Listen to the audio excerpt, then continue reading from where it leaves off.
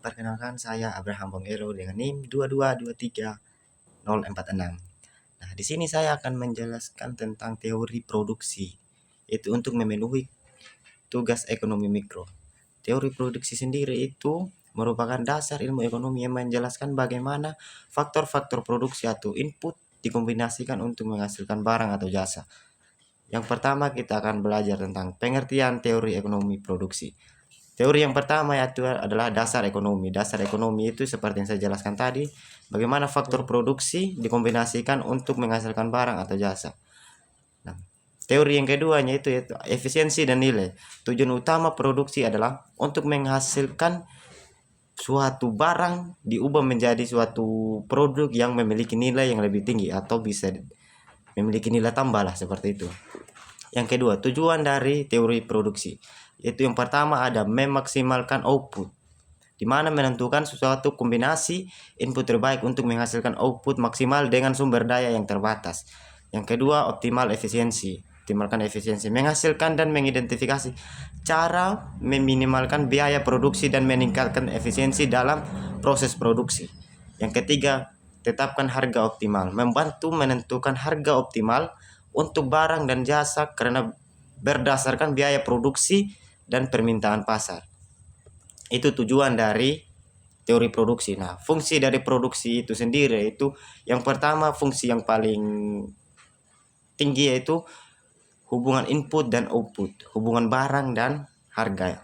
Misal menunjukkan hubungan sistematis antara jumlah input yang digunakan dan jumlah output yang dihasilkan, di mana jumlah input yang digunakan itu jumlah suatu barang yang kita gunakan untuk menghasilkan suatu produk yang bisa dijual dan memiliki hasil, yaitu yang dihasilkan lebih tinggi daripada input yang kita ambil.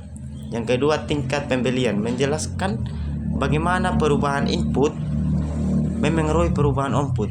Yang dimaksud dengan perubahan input memengaruhi perubahan output, misalnya suatu barang, kita membeli suatu barang untuk kita produksikan lagi. Nah, barang itu apabila kita membeli dengan harga yang lebih tinggi, maka dia akan mempengaruhi output kita, yaitu membeli barang untuk diproduksi dengan lebih tinggi, dengan harga yang lebih tinggi akan mempengaruhi dari harga jualnya kita. Harga jualnya kita otomatis naik apabila input yang dihasilkan meningkat, maka outputnya juga akan meningkat. Yang ketiga, skala produksi. Skala produksi ini menganalisis bagaimana perubahan skala produksi memengaruhi output, meliputi skala tetap, meningkat, dan atau menurun. Skala produksi, bagaimana kita produksi suatu barang, seperti yang tadi saya jelaskan, dengan biaya-biaya untuk faktor untuk memproduksi suatu barang ini meningkat, maka akan memengaruhi output kita. Output atau hasil yang kita peroleh dari suatu barang itu akan, misalnya kita memproduksi pisang goreng. Pisang goreng itu apabila harga minyaknya naik, harga minyak goreng, minyak tanahnya naik, otomatis harga dari pisang itu sendiri juga akan naik. Yang awalnya 1.001 akan menjadi 2.001 seperti itu. Setelah kita ketahui bersama ada tiga dari fungsi produksi itu sendiri, yaitu fungsi output dan input, tingkat pembelian, skala produksi. Sekarang kita masuk ke jenis-jenis biaya produksi. Biaya yang pertama itu ada biaya tetap, biaya yang tidak berubah seiring perubahan jumlah output, seperti sewa gedung dan gaji tetap. Sewa gedung ini biaya tetap yang disewa memiliki nilai ekonomis yang sudah ditentukan dari kesepakatan di awal. Nah, biaya variabel ini biaya yang berubah seiring perubahan jumlah output yang dihasil, seperti biaya bahan baku dan biaya tenaga kerja yang dibayar langsung. Biaya bahan baku misal seperti minyak, atau misal kita memproduksi suatu barang yang masih mentah kita ubah menjadi barang yang siap pakai.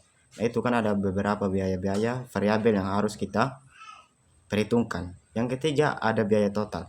Biaya total ini yaitu jumlah biaya tetap dan biaya variabel yang merupakan total pengeluaran dalam proses produksi, yaitu biaya tetap jumlahkan keseluruhan dan biaya variabel jumlahkan keseluruhan terus digabungkan menjadi satu. Itulah yang dimaksud dengan biaya total dalam suatu memproduksi suatu barang. Nah, apa sih kaitan teori produksi dengan keadaan yang ada di Indonesia? Teori produksi ini Dalam konteks Indonesia, negara ini memiliki banyak sekali industri yang memaksimalkan efisiensi dan nilai tambah dari suatu produksi. Mempelajari teori-teori membantu memahami bagaimana meningkatkan produktivitas, mengoptimalkan sumber daya, dan mendorong pertumbuhan ekonomi di Indonesia.